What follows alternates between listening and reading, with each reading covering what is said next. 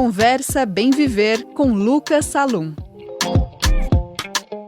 O que você se lembra das manifestações de junho de 2013? Que imagens ficaram na nossa cabeça sobre o que motivou, quais eram os objetivos, quem aderiu aos protestos? Minha gente, chegou nas bancas de todo o país um livro que joga luz sobre esse passado tão recente e influente na nossa política de hoje, que sim, ainda reverbera nas eleições de 2026, 13 anos depois.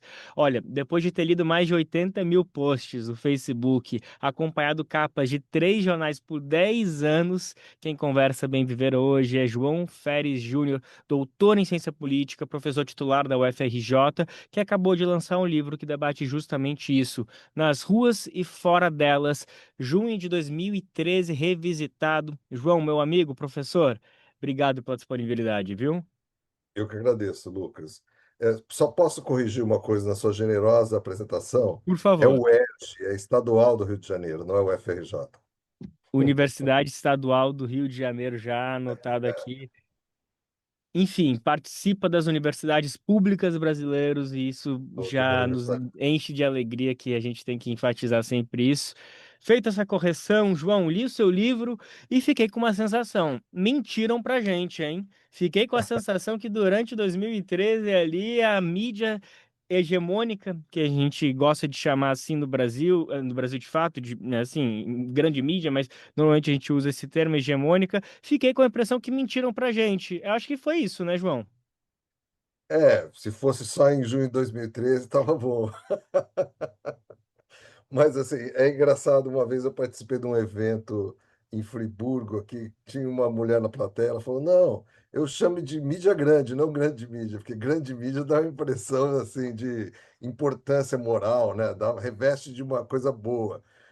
Mídia grande fica só que eles são grandes, são empresas grandes, assim. Eu Adorei. gostei, uma sutileza assim semântica legal. É isso, a língua portuguesa é rica que consegue com as mesmas palavras ressignificar importante isso, mas enfim, Lucas, mas assim, agora falando, respondendo seriamente ao que você me perguntou, eu acho o seguinte: o livro mostra não só que a mídia manipulou a opinião pública, no sentido ruim do termo, inclusive, antes de junho de 2013, criando as condições que possibilitaram aquilo, né? Como ela também manipulou durante junho de 2013, ao longo do que aquilo estava acontecendo, tá?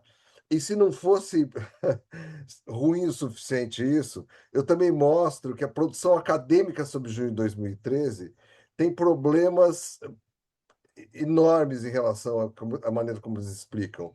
Muitos deles, inclusive, que me parecem contaminações da cobertura da imprensa, entendeu? Ou seja, a academia comprou em grande medida as teses da imprensa, algumas teses, né, da imprensa sobre junho de 2013, de uma maneira pouco crítica, eu acho, sem testar de fato se aquilo lá fazia sentido, e né? sobre isso, né, até só queria fazer um adendo para realmente provocar. A gente sabe que é muito melhor, muito mais profundo fazer análises depois que os fatos aconteceram e decantaram. Olhar para o passado é muito mais fácil do que responder ao calor do momento. Não é à toa que existe essa célebre frase de engenheiro de obra pronta, né? Que a gente zoa as pessoas que depois que a merda acontece, chega lá e fala: Veja bem, eu avisei que. Mas não se trata só sobre isso. Não é só que olhar hoje para o passado é mais fácil. Pelos teus estudos, principalmente de ter acompanhado os jornais por tanto tempo, preternitamente, durante e depois, fica evidente que teve uma intencionalidade. Não é à toa que teve uma mudança de análise do discurso sobre as manifestações durante o processo. No início, as grandes mídias, ou melhor, as mídias grandes, elas criticavam as manifestações, dizendo que eram bananeiros, afinal, pautas pequenas, e de repente é um momento mágico que de repente viram heróis, viram como que é a voz das ruas, né? Voz das ruas, é. Então, o que que acontece? Assim, existe na literatura acadêmica internacional, existe um conceito chamado paradigma de protesto, que foi primeiramente proposto, na verdade, por uns professores de Hong Kong, quando eles estavam analisando a maneira como a mídia de Hong Kong, que era assim, na época, dominantemente conservadora, tratou uma onda de protesto que teve lá, devido a não sei, aconteceu algo numa igreja, uma escola, me parece, mas que tinha uma conotação religiosa, não importa muita coisa. Importa o seguinte, esses caras teorizaram assim que, na verdade, a grande imprensa tem uma inclinação conservadora e tende a tratar movimentos sociais, principalmente movimentos de protesto, particularmente, por uma ótica assim, bastante negativa, com um enquadramento, como se diz nos estudos de mídia, né? Bastante negativo bastante negativo, que envolve, por exemplo, descrever os eventos como baderna, né, distúrbio da ordem pública, causam prejuízos à administração pública, assim, é, reduzir as demandas à irracionalidade ou a caprichos, desqualificar as lideranças. Então, eles enumeram várias características da cobertura, né, das manifestações por parte dessa mídia.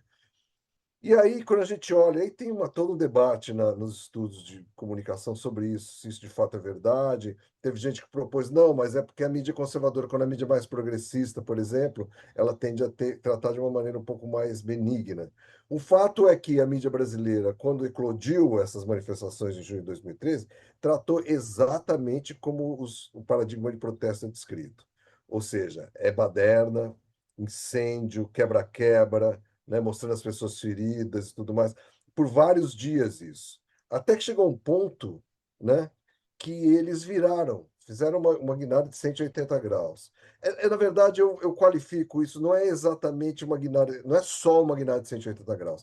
O que eles fizeram foi dividir, e aí o texto do Arnaldo Jabor, eu acho que é o mais É assim, emblemático emblemático. esse momento, né? É, é uma anedota interessante, porque assim, não, eu estava tratando esse pessoal todos como baderneiros, né? Mas agora eu vejo que eles não são, eles são essa juventude, o povo, a juventude brasileira que não aguenta mais tanta corrupção, que se revoltou contra a péssima qualidade dos serviços públicos. Aí reenquadrou todo o negócio como sendo a tal da voz das ruas, que a juventude era a principal, vamos dizer, né, arauto, o principal arauto dessa voz das ruas, e que mirava contra o governo federal, né? Que a corrupção, afinal de contas, é a corrupção do PT, é todo o enquadramento da mídia. Então, isso ele sacou. O Jabor, na verdade, falou algo que a cobertura imediatamente fez essa volta, né? Aí o Globo criou uma seção Voz das Ruas e começou a cobrir sistematicamente isso no meio, já estamos chegando no auge, lá pelo dia 17, 18. Começou a cobrir como uma coisa super assim, o povo nas ruas. Só que eles não deixaram o paradigma de protesto completamente de lado. Eles reservavam partes da cobertura, olha aqui os baderneiros, tal. Então eles dividiram, eles começaram a falar assim: existem dois tipos de pessoas na rua, como hoje em dia a extrema-direita fala das pessoas de bem as pessoas, e os bandidos. Existem as pessoas que estão lá, a voz das ruas, né, para se manifestar pacificamente contra a qualidade dos serviços públicos péssima, contra a corrupção, blá, blá, blá. E existem esses baderneiros, né, extremistas baderneiros que só querem causar a balbúrdia e tudo mais. E foram assim até o final, E, né? Ju- e isso. Fala. Não, desculpa, só para complementar tudo isso que tu está trazendo, que daí eu queria também trazer o aspecto da leitura que o senhor fez das postagens do Facebook, porque Sim. daí me parece que a gente consegue colocar esse outro elemento também dessa desconstrução de afinal qual que era o discurso que existia, porque enquanto a grande mídia consolidou que se tratava, ou melhor, a mídia grande consolidou que se tratava disso, de uma insatisfação geral com a permanência do PT no poder, dos grandes eventos esportivos, a tua leitura dos posts de Instagram mostrou outro aspecto, e não só isso, as próprias pesquisas de opinião da Datafolha e por aí que naquele momento, não sei, eram escanteadas, mas quando você conseguiu trazer isso, cruzando com os dados dos posts, mostrou, desconstruiu essa ideia de que existia, na verdade, essa opinião consolidada do que se tratava as motivações para ir para as ruas. Então, Lucas, a literatura acadêmica fala o seguinte: não, porque nas redes sociais também, né, e nas ruas tinha uma miríade de vozes, uma pluralidade de pessoas reclamando sobre o direito à cidade, que é o direito de ter boas políticas públicas, reclamando contra os grandes eventos, que eram um desperdício de dinheiro, né? E contra a corrupção, tá? Mas quando você vê, faz análise das redes sociais, você vê o seguinte: o que que você tem nas redes sociais, basicamente? Você tem no começo, né? Porque a gente tem assim, fazendo uma periodização pouco tosca, aproximada, mas não muito diferente do que o resto da literatura fez. Junho de 2013, assim, começa ali pelo dia 9, 10, até antes, acho que 8, 9, 10 de junho. Aí tem aquela coisa, primeiro um movimento muito local em São Paulo, com o movimento do Passe Livre, o MPL, não confundir com MBL, MPL, que é um movimento de esquerda, né? Aí eles são reprimidos pela polícia do Alckmin, e isso começa a trazer mais gente para a rua. E isso vai crescendo, crescendo, crescendo, até que chega lá para no dia 17, por exemplo, assim, a quantidade de gente na rua já é gigante, né? Muita gente, e começa a espalhar para outras cidades no Brasil. Não coincidentemente, outras capitais também tinham tido aumento da tarifa de ônibus, transporte público. Então, isso facilitou você criar esse tipo de, né? E aí, parece que a intervenção violenta da polícia, o tratamento da polícia, realmente funcionou como um estopim do estopim, entendeu? Então, assim, na verdade, como um para pôr fogo mesmo, porque aí veio mais gente, a mídia começou a cobrir, aí teve também evento de agressão de jornalista por parte da polícia, o que só piorou as coisas. E só que a coisa ficou tão massiva que os prefeitos e governadores em São Paulo, era o epicentro da coisa, resolveram abolir o aumento. Então, no dia 19, né, Haddad e Alckmin abolem o aumento em São Paulo. Em outras cidades também ocorre, ou logo depois ocorre. E aí, dia 20 tem o pico das manifestações e aí começa a cair, né? Então, quando você olha para as redes sociais, você vê que, assim, no começo, o grande motivo era, de fato, o transporte público. Então, né, os hashtags, os posts falavam muito sobre isso. Com a corrupção não tão importante assim. Primeiro que você vê essa coisa dos serviços públicos, políticas públicas, é marginal. E a coisa dos grandes eventos também é marginal. Na internet, veja bem. Quando, a hora que sai o transporte sai da pauta, porque né, resolveu, entre parênteses, né, a corrupção e a coisa antipolítica sobe lá em cima e vira uma coisa, inclusive com elementos de antipetismo bastante fortes. E você vê que a partir daí é só isso, basicamente isso, né? Então, essa coisa de, sabe, de grandes eventos, de reclamar a cidade, isso é um pouco de imaginação da literatura romântica, romantizada, entendeu? Que você não vê nos dados. Você não vê nem quando você analisa os motivos que os manifestantes disseram que estavam nas ruas lá, né, que eu uso surveys, né? Tiveram 3 surveys que eu analiso com participantes, ou seja, pesquisa que foi feita na hora com os participantes. E nem nas redes sociais, né? Mas a literatura viu isso aí, né, assim. E quando também essa leitura que a mídia fez de Voz das Ruas também é mentirosa, porque quando você olha a demografia das pessoas que estavam nas ruas nesses dias de pico, primeiro que tem assim uma sobre-representação de gente com alta educação e alta renda, muito maior do que as proporções das pessoas na cidade de São Paulo, enquanto as pessoas de baixa renda não estavam lá, E, né? embora tenha acontecido 3 anos depois, em 2016, a consequência de tudo isso faz parte desse bojo, aquela foto emblemática de um casal vestido de verde e amarelo indo para uma manifestação, naquela época já consolidada pelo impeachment, ou melhor dizendo, pelo golpe contra a presidenta Dilma Rousseff, e a empregada doméstica, uma mulher negra, com esse casal de brancos, levando o carrinho de bebê, uma foto que sintetiza que, embora tenha esse hiato de 3 anos, é, sem dúvida alguma, a continuação de tudo isso que se sucedeu desde o 20 de junho.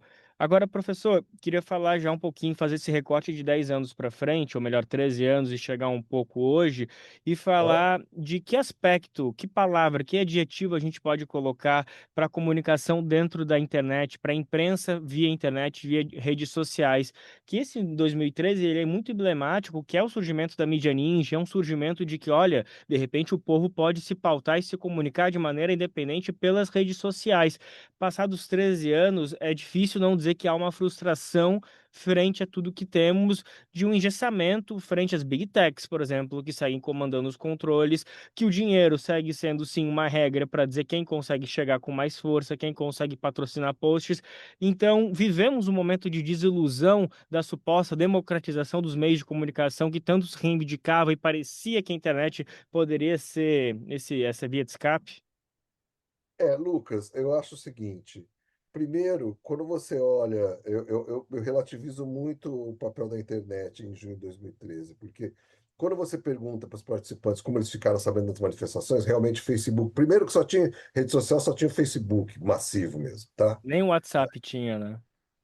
Eu acho que tinha acabado de ser criado, assim, não tinha ninguém no WhatsApp. Então, primeiro é Facebook. Quando você pergunta para eles como eles ficaram sabendo das manifestações pelo Facebook, a maioria. Que eram a maioria jovem que usava a rede social e tudo mais. Mas a informação política das pessoas, para a população brasileira, quando você olha para esse dado, Lucas, é assim, quase 90% das pessoas obtinham informação política de jornal de TV, entendeu? Telejornalismo. Não é pelas redes sociais. Então, as redes sociais serviu como instrumento de manifestação, de organização, um pouco, de chamar as pessoas para as ruas, mas menos como o canal de informação para as pessoas. E quando você olha na análise que eu fiz, os posts que mais bombaram, você pode ver claramente que já naquele contexto, a direita estava muito à frente da esquerda, ou seja, vem para a rua, Anônimos Brasil. Esse pessoal estava fazendo posts assim muito bombados. A mídia ninja aparece pouquíssimo, é minúsculo perto desses caras. Então, assim, já naquela época eles estavam e já investiam grana nisso, a direita, eu acho. Estava entrando, né? Para você ter uma ideia, mesmo hoje em dia, Lucas, quando você olha, e eu pesquiso isso também, apesar de eu ter escrito o livro sobre junho de 2013, a maior parte das minhas pesquisas são sobre o presente, sobre o bolsonarismo, tal. Estou escrevendo um livro sobre bolsonarismo e outro sobre polarização política. Mas você vê que mesmo hoje em dia, quando você pergunta para as pessoas por onde elas obtêm informação política, ainda o telejornal é o maior, a fonte da onde vem mais informação. E as pessoas votam na esquerda mais do que os bolsonaristas, pessoas que votam na direita, mas mesmo os bolsonaristas, os 40 e poucos por cento, ainda se informam prioritariamente por telejornal. É claro que é geralmente telejornal do SBT e da Record, por exemplo, Jovem Pan, né? Tem esse outro viés. E tem outra coisa também. Quando você pergunta para as pessoas que se informam pela internet de onde elas obtêm as informações na internet, você vê que quem ganha são os grandes portais das mesmas mídias grandes. G1, Portal UOL, R7, tá? Então, assim, as grandes empresas de imprensa ainda têm uma influência muito grande no debate público brasileiro. E a razão para isso é uma razão bastante, assim, razoavelmente clara, eu acho. Sabe por quê? Porque elas são as únicas empresas que têm dinheiro para investir na produção de conteúdo em massa, entendeu? Assim, qual a operação de alternativa de internet, seja no YouTube, né? Geralmente no YouTube que as pessoas postam os vídeos, na verdade tem grana para contratar 150 jornalistas, assim, as redações de Estadão, Folha, o Globo, da Rede Globo, tem, cara, centenas de jornalistas. Centenas. Assim, é difícil, os caras realmente têm uma escala enorme, eles produzem muita coisa e continuam sendo influentes. É claro que a circulação, às vezes, tem uma certa mudança, né? Assim, esses caras são mais, hoje em dia, produtores de conteúdo do que mídia, né? Do que meio de informação, porque muita coisa chega pelas pessoas via, né, WhatsApp, redes sociais e tudo mais, mas muita coisa que chega para as pessoas são links dessas mídias tradicionais. A gente vive, né, um momento de euforismo, viveu mais, sem dúvida alguma, do desenvolvimento da internet, capacitando pequenos influenciadores de disputar qualquer notícia, mas a É, verdade é que ainda segue uma mesma lei, que é essa lei do dinheiro, que é essa lei do da grana, capital.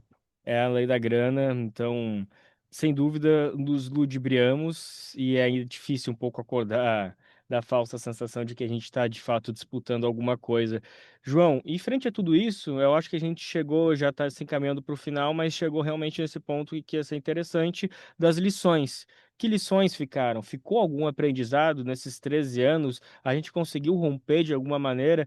Porque é muito interessante que a gente tem de lá para cá um descolamento, uma criticidade sobre como a mídia hegemônica, como a grande mídia noticia as coisas, mas é muito atrelado a uma extrema-direita que só faz isso como retórica para conseguir fortalecer o seu próprio meio de comunicação, que são as redes sociais. Então é muito interessante como se surgiu uma consequência disso, mas ela vai no caminho contrário do que se esperava. É complexo, né? O teu trabalho não é simples, hein, professor?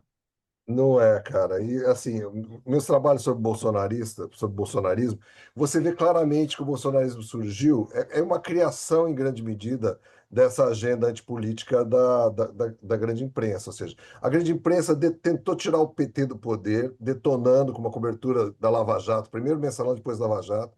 Isso, de fato, conseguiu empichar a Dilma, conseguiu prender o Lula, na verdade, né? Só que eles não conseguiram ganhar as pessoas, as forças políticas, né, que estavam por trás disso, não conseguiram ganhar a eleição. Quem ganhou a eleição foi o Bolsonaro, porque eles detonaram tanto a imagem da representação política, e você vê claramente as instituições, a confiança nas instituições caiu abruptamente depois de junho de 2013, caiu muito, cara. Então as pessoas, né, e em 2013 ninguém me representa, já começou isso, né? Já estava muito forte já esse sentimento de antipolítica. Então, o que acontece? As pessoas, isso elegeu o Bolsonaro, né? Só que, ironicamente, o Bolsonaro, apesar de ter sido eleito nessa pauta da anticorrupção, campeão né, o outsider e tudo mais, ele se voltou contra a Globo, principalmente, contra a mídia tradicional, particularmente contra a Globo. E é isso que você falou, é um criticismo que, na verdade, não passa da segunda página, porque primeiro que muitas das agendas são comuns, como neoliberalismo, privatização, tudo mais. E segundo que é simplesmente porque a Globo não gosta dele, e ele não gosta da Globo, ou seja, são é claro que a Globo é muito mais progressista do ponto de vista de valores do que o bolsonarismo, então, por exemplo, eles não casam muito bem nessa coisa. Mas, assim, mas a esquerda, do lado da. Então, você tem hoje em dia esse tipo de divisão, né? Os bolsonaristas rejeitam a grande imprensa, particularmente a Globo, que continua sendo mais vista, mas quando você vê, as pessoas que veem Globo hoje em dia são muito mais os eleitores do Lula e gente que não vota no Bolsonaro em geral, né?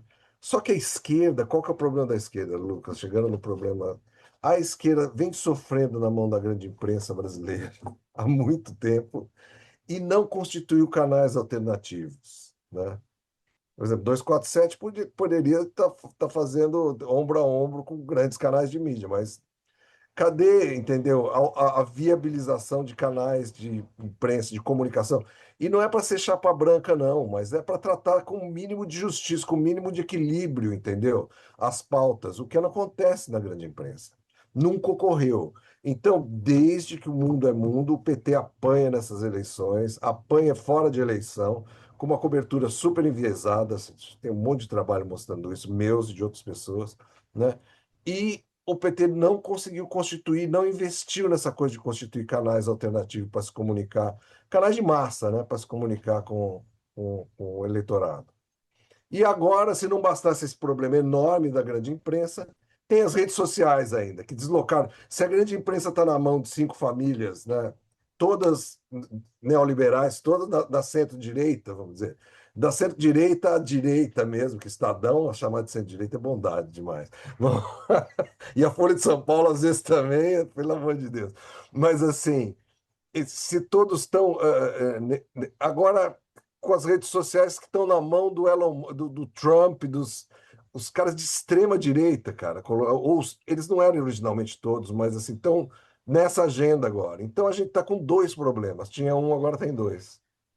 Tudo que se imaginava que poderia melhorar se transformou num problema em dobro. É claro que não tem como atribuir a responsabilidade apenas do PT por não ter participado quando teve a faca e o queijo na mão de fortalecer uma mídia alternativa, mas é muito agonizante ver que passou por esse processo traumático em 2013 e voltou a poder, teve a oportunidade de estar mais uma vez, agora nessa terceira gestão do governo Lula, e o que a gente está vendo nesse final de mandato não é uma ruptura, né? A gente não vê esses canais alternativos e falamos por nós, o Brasil de Fato, como como recebendo detentores de um apoio, de uma convicção de que, rompendo minimamente com o estigma, né, fortalecendo essa redemocratização da comunicação. Eu acho assim, Lucas, é difícil para chuchu fazer, assim, para caramba. Não é um negócio fácil, realmente. E assim, agora esse terceiro governo Lula, as condições políticas são muito piores do que eram antigamente. Tem que ter feito antes, eu acho, mas perderam o timing, né? Agora ficou muito mais difícil de fazer, mas assim, não, eu acho que não tem salvação para o Brasil se não fizer isso mais cedo ou mais tarde, entendeu? Se não der uma democratizada. Mas as coisas estão tão malucas mundo afora que assim, eu me sinto até um pouco Ingênuo de defender uma bandeira dessas a essa altura. a essa altura do campeonato, entendeu? As coisas estão tão. Mas, assim, eu acho que se você descuida da comunicação, você descuida da política, descuida de tudo, cara. Porque É. comunicação é o centro da coisa. A gente vive na sociedade gigantescas, as pessoas só se informam através de meios. É tudo mediado, entendeu? Se você não atenta para mediação, você perdeu o X da questão. João Feres Júnior, minha gente, doutor em ciência política, professor titular da Universidade Estadual do Rio de Janeiro. Errei uma Do vez, não estado errei. do Rio de Janeiro. Do estado do Rio de Janeiro. Meu Deus, vou ter que fazer uma terceira entrevista aqui para falar da UERJ. Eu devia ter apostado só na sigla, mas enfim, pelo menos agora acertei a instância. Tranquilo. Ele que apresentou para gente o seu mais recente trabalho nas ruas e fora delas, junho de 2020, 2013, já estava botando 2023, junho de 2013, revisitado. Professor, obrigado por esse trabalho fundamental nas vésperas da eleição, poder estudar algo que parece distante, mas tão presente. Tenho certeza que esse livro vai ser de bolso para muita gente um pouco antes de votar. Obrigado pela disponibilidade mais uma vez. Eu que agradeço a entrevista, as boas perguntas, Lucas. Conversa Bem Viver com Lucas Salum.